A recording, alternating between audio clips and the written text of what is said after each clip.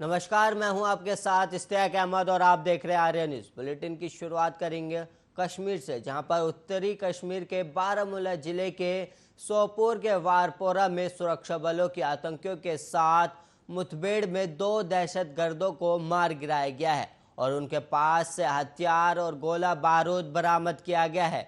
बाकी आतंकियों की तलाश अभी जारी है और वहीं मुठभेड़ कल रात से चल रही है।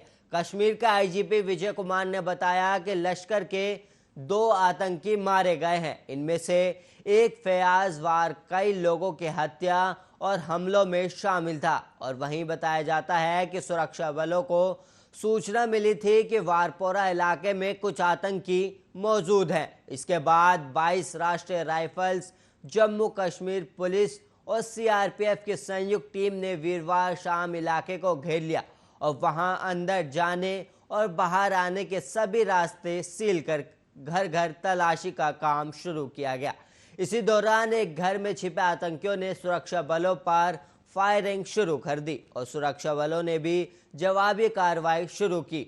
इस बीच आतंकियों के रिश्तेदार मौके पर पहुंच गए और सुरक्षा बलों के साथ उन्होंने भी आतंकियों से आत्मसमर्पण की अपील की, परंतु सफलता नहीं मिली और वहीं सुरक्षा बल फ्लड लाइट्स लगाकर इलाके को घेरे हुए हैं ताकि आतंकी मौके से भागने ना पाएं और देर रात तक दोनों ओर से रुक रुक कर फायरिंग हो रही है।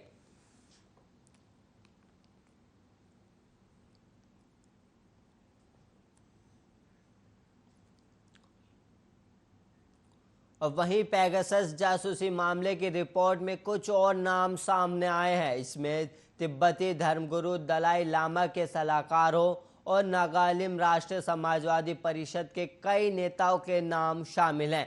इसके अलावा दुबई की राजकुमारी शेख लतीफ़ा के कई करीबियों की जासूसी की भी संभावना जताई गई है और गार्जियन में छपी रिपोर्ट के मुताबिक एनएस समूह के निशाने पर भारत में निर्वासित सरकारों के अध्यक्ष, एक दूसरे आध्यात्मिक बौद्धिक नेता के स्टाफ लोब्सांग सांगे और ग्यालवांग करमापा का भी नाम आया है और दलाई लामा के सलाहकारों में टेम्पा सेरिंग भी हैं। वे लंबे समय तक दिल्ली में दलाई लामा के दूत के तौर पर रहे। इनके अलावा तेंजिन ताकला, चिमेई रिगजेन और सैमडोंग रिनपोचे का भी नाम शामिल है और एक अन्य रिपोर्ट में एनएससीएन नेता आइसेक म्यूवा, एटम वाशुम अपन म्यूहा, एंटोनी शिमरे और फुनथिंग सिमरा का भी नाम था और वहीं नगा राष्ट्रीय राजनीतिक समूह के संयोजक एन किटोवी झिमोमी का भी नाम शामिल आ रहा है इसमें। और झिमोमी के साथ मोदी सरकार 2017 के अंत में संभावित नागा मुद्दे का समाधान तलाशने के लिए बातचीत कर रही है।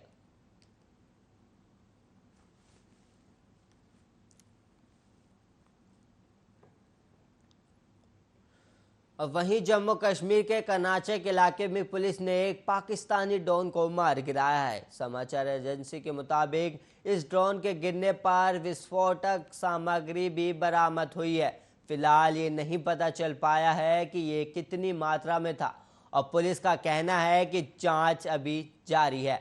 और वहीं आपको बता दें कि सीमा पर बीते कई दिनों से लगातार ड्रोन देखे जाने की खबर सामने आ रही है और वहीं खुफिया एजेंसी पहले ही अंदेशा जता चुकी है कि आतंकी ड्रोन के जरिए किसी बड़ी साजिश को अंजाम देने की फिराक में है। और वहीं सुरक्षा बलों ने भी इस चुनौती से निपटने के लिए रणनीति बनाई है और माना जा रहा है कि ये ड्रोन जिसे मार गिराया गया है ये उसी का नतीजा है। उधर बारामूला जिले के सोपोर के वारपोर में सुरक्षा बलों की आतंकियों के साथ मुठभेड़ में 2 दहशतगर्दों को मार गिराया गया। उनके पास से हथियार और गोला बारूद भी बरामद किया गया और बाकी आतंकियों की अभी तलाश जारी है। मुठभेड़ कल रात से अभी तक जारी है।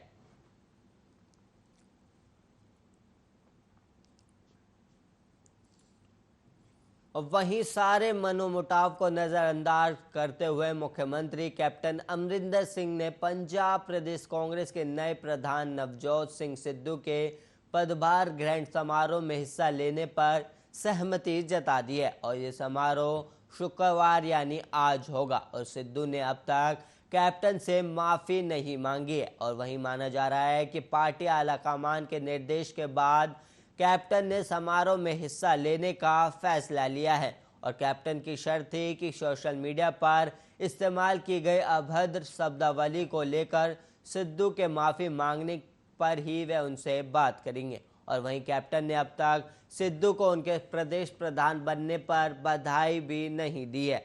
और सिसवा से लौटकर विधायक कुलजीत नागरा ने बताया कि कैप्टन ने निमंत्रण स्वीकार कर लिया है। और सिद्धू के अलावा पंजाब कांग्रेस के कार्यकारी प्रधान कुलजीत सिंह नागरा, सुखविंदर सिंह डैनी, संगत सिंह गिलजिया और पवन गर्ग भी आज ही अपना पदभार संभालेंगे। और समारोह में पंजाब प्रभारी हरीश रावत समेत सुनील जाखड़ और पार्टी के सभी विधायकों, मंत्री और सांसद भी मौजूद रहेंगे। और वहीं सभी कांग्रेस विधायकों को निर्देश दिया गया है कि पदभार ग्रहण समारोह को यादगार बनाने के लिए अपने हलकों से कम 1000 पार्टी कार्यकर्ताओं को भी चंडीगढ़ लेकर आएं। इस तरह प्रदेश कांग्रेस का इरादा 50,000 पार्टी कार्यकर्ताओं को चंडीगढ़ स्थित पंजाब कांग्रेस भवन में एकत्र करने का है। लेकिन इस समय चंडीगढ़ में धारा 144 लागू है और इतनी बड़ी संख्या में लोगों के जमा होने की यूटी पुलिस ने मंजूरी भी नहीं दी है। और अब ये यूटी पुलिस तय करेगी कि कांग्रेस भवन में कितने लोगों को एकत्र होने की अनुमति दी जाएगी। और समारोह से पहले विधायक, मंत्रियों, सांसदों संग बैठक करेंगे कैप्टन सिंह अमरिंदर। और गुरुवार शाम कैप्टन से मीडिया सलाहकार रवीन ठुकराल ने ट्वीट किया। मुख्यमंत्री अमरिंदर सिंह ने शुक्रवार सुबह 10 बजे पंजाब भवन में सभी विधायकों, सांसदों और सीनियर पार्टी नेताओं को चाय पर बुलाया है। और उसके बाद कैप्टन पंजाब कांग्रेस भवन जाएंगे और सिद्धू के पदभार ग्रहण समारोह में हिस्सा लेंगे। और इससे पहले गुरुवार सुबह नवजोत सिद्धू की तरफ से विधायक कुलजीत सिंह नागर, संगत सिंह गिलजिया और अन्य 58 विधायकों के हस्ताक्षर वाला निमंत्रण पत्र लेकर सिसवा स्थित मुख्यमंत्री के आवास पर पहुंचे। हालांकि बुधवार रात भी सिद्धू की तरफ से एक निमंत्रण पत्र कैप्टन को भेजा गया था जिसमें 65 विधायकों के हस्ताक्षर थे। और वहीं अगले दिन विधायकों की ये संख्या घट जाने पर कांग्रेस नेताओं के बीच भी चर्चा का मुद्दा बना रही है।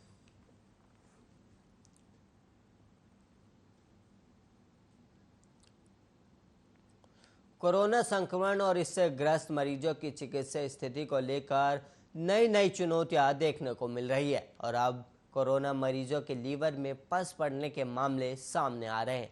और अब तक ऐसे 14 मामले मिल चुके हैं जिनमें कोरोना संक्रमण की पहचान हुई, साथ ही इनके लीवर में पस पड़ गया और सर्जरी की नौबत तक आई। नई दिल्ली स्थित सर गंगाराम अस्पताल ने इन सभी मामलों की पुष्टि की है। इससे पहले देश में कोरोना संक्रमित मरीजों में फंगस के मामले भी सबसे पहले इसी अस्पताल में सामने आए थे।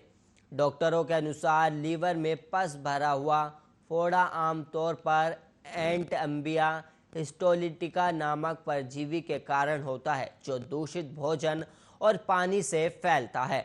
अस्पताल में ऐसे 14 मामले सामने आए हैं और जिनमें से एक मरीज की मौत हो चुकी है। इस मरीज के पेट में 19 सेंटीमीटर के आकार का फोड़ा था जो अस्पताल पहुंचने तक फट चुका था और पेट में पस फैल गया था। अस्पताल के प्रोफेसर अनिल अरोड़ा ने बताया कि कोविड से 22 दिन के अंदर ठीक होने के बाद जो प्रतिरक्षात्मक थे उनके लीवर के दोनों हिस्से बहुत ज़्यादा पस से भरे हुए थे जिन्हें तुरंत ड्रेनेज और अस्पताल में भर्ती करने की आवश्यकता थी। इन मरीजों की आयु 28 से 74 वर्ष के बीच है। संक्रमण के दौरान और पोस्ट कोविड दोनों ही स्थिति में ऐसे मामले मिल रहे हैं। अस्पताल में भर्ती मरीजों में 10 पुरुष और 4 महिलाएं थी। इन सभी को बुखार, पेट दर्द के लक्षण थे जबकि कुछों में काले रंग के मल के साथ रक्तस्राव भी देखा गया। और इन 14 में से 8 मरीजों को कोविड-19 लक्षणों के प्रबंधन के लिए स्टेरॉइड प्राप्त हैं और 6 मरीजों में लीवर के दोनों तरफ कई बड़े फोड़े थे जिनमें से 5 मरीजों में इनका आकार 8 सेंटीमीटर से भी ज़्यादा था। और वहीं एक मरीज में 19 सेंटीमीटर का तक का फोड़ा देखने को मिला। डॉक्टर के अनुसार मल के रास्ते खून आने वाले 3 मरीजों ने बड़ी आंत में अल्सर मिला, जो कोलोनोस्कोपी द्वारा पता लगाया गया था। फिलहाल राहत की खबर है कि 13 मरीजों को अस्पताल से छुट्टी मिल चुकी है, और जबकि बड़े फोड़े वाले एक रोगी के पेट में पस फैलने से मौत हो गई।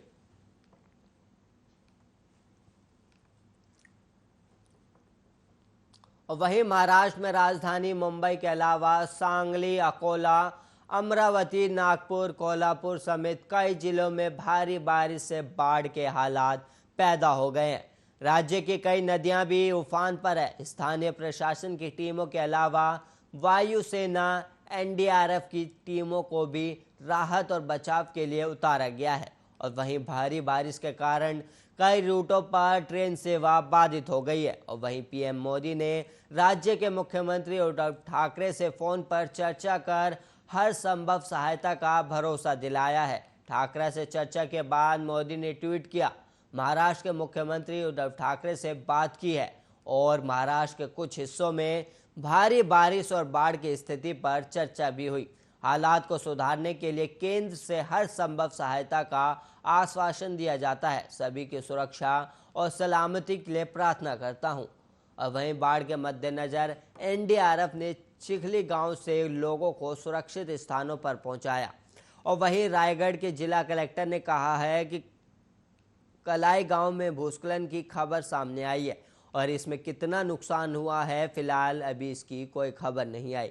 और वहीं मुख्यमंत्री कार्यालय ने जानकारी दी कि रत्नागिरी और रायगढ़ में राहत और बचाव कार्य के लिए भारतीय सेना और नौसेना के जवानों की भी तैनाती किया गया है। और वहीं भारी बारिश के चलते पुणे के भीमाशंकर मंदिर के आसपास भी बाढ़ का नज़ारा है, और ये मंदिर देश के 12 ज्योतिर्लिंगों में से एक माना जाता है।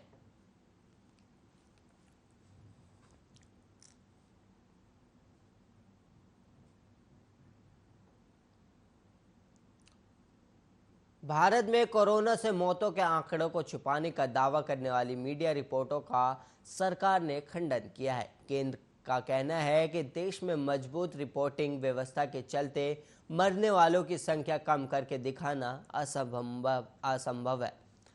और वहीं गुरुवार को स्वास्थ्य मंत्रालय ने कहा, भारत में मजबूत और कानून आधारित मृत्यु पंजीकरण प्रणाली के कारण मौतों की संख्या को कम करना या छोड़ना संभव नहीं है। हालांकि हो सकता है कि संक्रामक रोग के सिद्धांत और उसके प्रबंधन के कारण कुछ मामलों का पता न चल पाया हो। स्वास्थ्य मंत्रालय का ये भी कहना है कि हाल ही में कुछ मीडिया रिपोर्टों में आरोप लगाया गया कि देश में महामारी से मरने वालों की संख्या लाखों में हो सकती है, और आधिकारिक रूप से इन्हें काफ़ी कम करके बताया गया।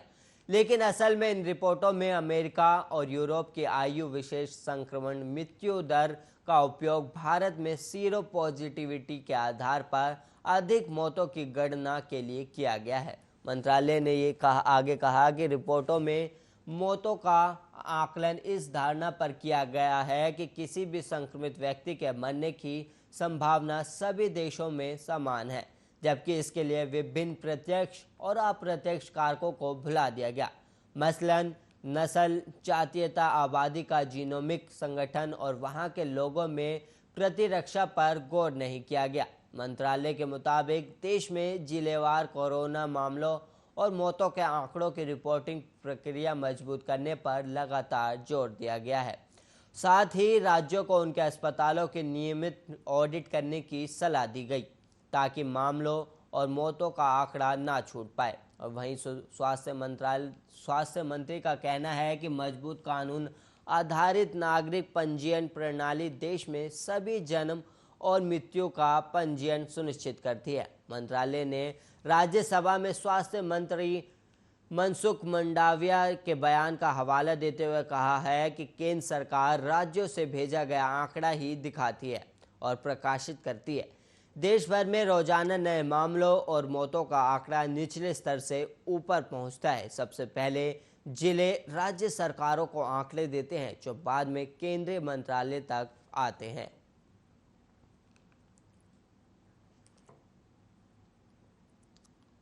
और वहीं कोरोना का डेल्टा वेरिएंट नई चुनौतियों के रूप में सामने आने लगा है।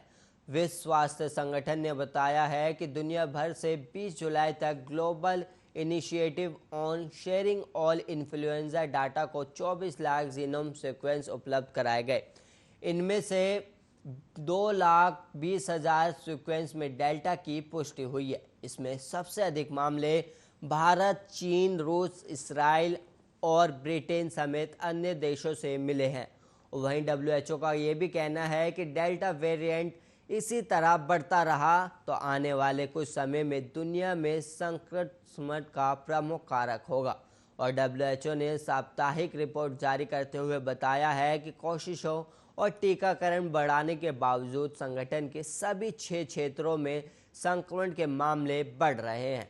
पिछले एक हफ्ते में अमेरिका में 68% और इंडोनेशिया में 44% और ब्रिटेन की बात करें तो ब्रिटेन में 41% की संक्रमण के मामले बढ़ोतरी दर्ज की गई है। और WHO की रिपोर्ट के अनुसार भारत और श्रीलंका में पिछले हफ्ते नए मिलने वाले मरीजों और मौतों की संख्या में पहले की तुलना में गिरावट आई है। और वहीं दक्षिण पूर्व एशियाई देशों में बीते हफ्ते 8.29 लाख नए मामले सामने आए और 16,000 मौतें हुई हैं। आंकड़ों के अनुसार मरीजों की संख्या में 16% तो मौतों की दर में 12% की बढ़ोतरी दर्ज की गई, जो चिंताजनक स्थिति है।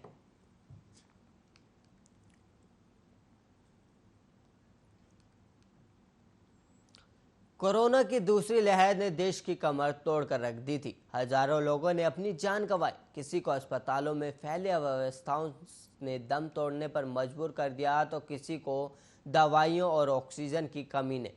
आगरा से लेकर दिल्ली, पंजाब, लखनऊ के अस्पतालों ने इलाज करने से साफ मना कर दिया था। वजह बताई गई थी ऑक्सीजन की कमी। कई अस्पतालों ने तो अपने अस्पतालों के बाहर नोटिस भी चिपका दिया था अस्पतालों में ऑक्सीजन की कमी का। लेकिन सरकार कह रही है कि देश में ऑक्सीजन की कमी से एक भी मौत नहीं हुई है। इस पूरे मामले पर अब सियासत चरम पर है। विपक्ष आंकड़े छुपाने का आरोप सरकार पर लगा रही है तो सरकार कह रही है कि जो आंकड़े राज्य हमें देगा हम वही बताएंगे।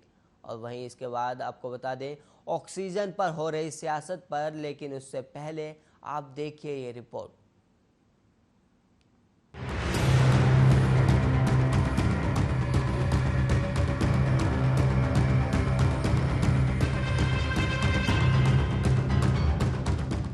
जरा ये तस्वीरें देखिए। इस तस्वीर ने देश की राजनीति को हिला कर रख दिया था। मानवता पर हजार सवाल उठाती ये तस्वीर कोरोना की दूसरी लहर में बस एक ही सवाल पूछ रही थी, आखिर मेरे परिवार का कसूर क्या है? आखिर क्यों प्राणवायु कहे जाने वाले ऑक्सीजन से मेरे पति को वंचित रखा जा रहा है? अस्पताल की दूरी बहुत लंबी थी। एक एक पल हजारों बरस जैसा लग रहा था और पति गहरी सांस लेता हुआ धीरे धीरे मौत की आगोश में समाये जा रहा था। कहते हैं कि कोरोना होने पर अपने भी अपना साथ छोड़ जाते हैं, लेकिन जिसके साथ जीने मरने की कसमें खाई हो उसे आखिर कोई कैसे छोड़ सकता था? एक एक सांस के लिए अपने पति को तड़पता देख अपने मुंह से ही उसकी पत्नी सांस देने लगी। असहाय और लाचार इस महिला को अस्पताल पहुंचना भी नसीब न हो सका और अपने पति को बचाने की लाखों कोशिशें इसकी नाकाम साबित हुई। ये कोई पहली तस्वीर नहीं है जो हमने आपको दिखाई। ऐसी हजारों तस्वीरें कोरोना की दूसरी लहर ने इस देश को दिखाई। सैकड़ों की संख्या में अस्पतालों ने अपने हाथ खड़े कर दिए थे, कहा हमारे पास ऑक्सीजन की कमी है, और फिर उसके बाद अस्पतालों ने अपने बाहर नोटिस चस्पा कर दिया कि ऑक्सीजन की कमी की वजह से हम अपने अस्पताल में मरीजों को भर्ती नहीं कर सकते। यही नहीं, पारस अस्पताल ने तो बाकायदा टेस्ट भी कर लिया था कि कितनी देर तक ऑक्सीजन की कमी से कोविड पेशेंट को जिंदा रखा जा सकता है। पारस अस्पताल के इस अमानवीय कृत्य की वजह से 5 मरीजों ने अपनी जान गंवा दी। हालांकि सोशल मीडिया पर डॉक्टर का बयान वायरल होने के बाद प्रशासन ने अस्पताल पर कार्रवाई तो की, लेकिन इन सांसों का क्या जो उन मरीजों से छीनी गई? उस विश्वास का क्या जो उन मरीजों का पारस अस्पताल पर था? ये सब हम आपको इसलिए बता रहे हैं क्योंकि सरकार ने कहा है कि ऑक्सीजन की कमी से देश में एक भी मौत नहीं हुई। केंद्र सरकार ने मंगलवार को संसद में बताया कि राज्यों और केंद्र शासित प्रदेशों से ऐसी कोई सूचना नहीं मिली कि कोरोना की दूसरी लहर में ऑक्सीजन की कमी से कोई मौत हुई। एक रिपोर्ट में दावा किया गया है कि इस पर विरोध होने के बाद स्वास्थ्य मंत्री मनसुख मंडाविया ने ट्वीट किया। यह आंकड़ा राज्यों और केंद्र शासित प्रदेशों की रिपोर्ट के आधार पर दिया गया। स्वास्थ्य मंत्री से सवाल पूछा गया था कि क्या ऑक्सीजन की कमी से कोविड-19 के मरीजों की बड़ी संख्या में सड़क पर और अस्पतालों में मौत हुई थी। राज्यसभा में सरकार ने बताया कि राज्य और केंद्र शासित प्रदेश कोरोना से होने वाली मौतों की जानकारी नियमित आधार पर केंद्रीय स्वास्थ्य मंत्रालय को देते हैं, लेकिन किसी भी राज्य या केंद्र शासित प्रदेश ने ऑक्सीजन की कमी से होने वाली मौत को लेकर जानकारी नहीं सौंपी। स्वास्थ्य मंत्रालय ने ये भी बताया कि पहली लहर के मुकाबले दूसरी लहर में मेडिकल ऑक्सीजन की मांग काफी बढ़ गई थी। पहली लहर में जहां 3095 मीट्रिक टन ऑक्सीजन की मांग थी, तो दूसरी लहर में यही मांग 9000 मीट्रिक टन के आसपास पहुंच गई। सरकार के इस जवाब पर कांग्रेस के पूर्व अध्यक्ष राहुल गांधी ने ट्वीट करके इसे संवेदनशीलता की कमी बताया। उन्होंने लिखा, सिर्फ ऑक्सीजन की ही कमी नहीं थी, संवेदनशीलता व सत्य की भी भारी कमी तब भी थी, आज भी है। वहीं कांग्रेस सांसद केशव वेणुगोपाल ने कहा है कि वो स्वास्थ्य मंत्रालय मंत्री मनसुख मंडाविया के खिलाफ विशेषाधिकार हनन प्रस्ताव लाएंगे। उन्होंने कहा, मैं हैरान हूँ, सरकार कह रही है कि ऑक्सीजन की कमी से किसी की मौत नहीं हुई। गलत जानकारी देकर उन्होंने सदन को गुमराह किया। हम उनके खिलाफ विशेषाधिकार हनन प्रस्ताव लाएंगे। कांग्रेस सांसद केसी वेणुगोपाल ने राज्यसभा में ऑक्सीजन की कमी से होने वाली मौतों को लेकर सवाल किया। इस पर स्वास्थ्य मंत्रालय की ओर से जवाब देते हुए बताया गया कि दूसरी लहर में ऑक्सीजन की कमी के कारण किसी की मौत की जानकारी राज्यों की तरफ से नहीं दी गई। राज्यसभा में सरकार ने बताया कि कोरोना से होने वाली मौतों की जानकारी नियमित आधार पर राज्य और केंद्र शासित प्रदेश केंद्रीय स्वास्थ्य मंत्रालय को देते हैं, लेकिन किसी भी राज्य केंद्र शासित प्रदेश ने ऑक्सीजन की कमी से होने वाली मौत को लेकर स्वास्थ्य मंत्रालय को जानकारी नहीं दी। स्वास्थ्य मंत्रालय ने भी बताया है कि पहली लहर के मुकाबले दूसरी लहर में मेडिकल ऑक्सीजन की डिमांड तो बढ़ गई थी। पहली लहर में जहां 3095 मीट्रिक टन ऑक्सीजन की डिमांड थी, तो वहीं दूसरी लहर में यही डिमांड 9000 मीट्रिक टन के आसपास थी। सरकार ने बताया कि दूसरी लहर में केंद्र की ओर से 28 मई तक राज्यों को 10,250 मीट्रिक टन ऑक्सीजन की सप्लाई की जा चुकी थी। सबसे ज्यादा 1200 मीट्रिक टन ऑक्सीजन महाराष्ट्र और कर्नाटक को दिया गया, जबकि दिल्ली को 400 मीट्रिक टन ऑक्सीजन दी गई। सरकार के इस जवाब पर कांग्रेस सांसद राहुल गांधी ने भी ट्वीट कर हमला बोला। उन्होंने ट्विटर पर लिखा, सिर्फ ऑक्सीजन ही नहीं बल्कि संवेदनशीलता और सत्य की भी भारी कमी थी। तो वहीं दूसरी तरफ प्रियंका गांधी वाड्रा ने भी केंद्र सरकार पर जमकर हमला बोला। प्रियंका वाड्रा ने ट्वीट कर लिखा, ऑक्सीजन की कमी से कोई मौत नहीं हुई। केंद्र सरकार मौतें इसलिए हुई हैं क्योंकि महामारी वाले साल में सरकार ने ऑक्सीजन निर्यात 700% तक बढ़ा दिया था, क्योंकि सरकार ने ऑक्सीजन ट्रांसपोर्ट करने वाले टैंकरों की व्यवस्था ही नहीं की। एम्पावर ग्रुप और संसदीय समिति की सलाह को नजरअंदाज कर ऑक्सीजन उपलब्ध कराने का कोई इंतजाम नहीं किया गया। अस्पतालों में ऑक्सीजन प्लांट लगाने में कोई सक्रियता नहीं दिखाई गई। बता दें कि मंगलवार को राज्यसभा में सरकार से सवाल पूछा गया था कि ऑक्सीजन की कमी की वजह से कितने मरीजों की मौत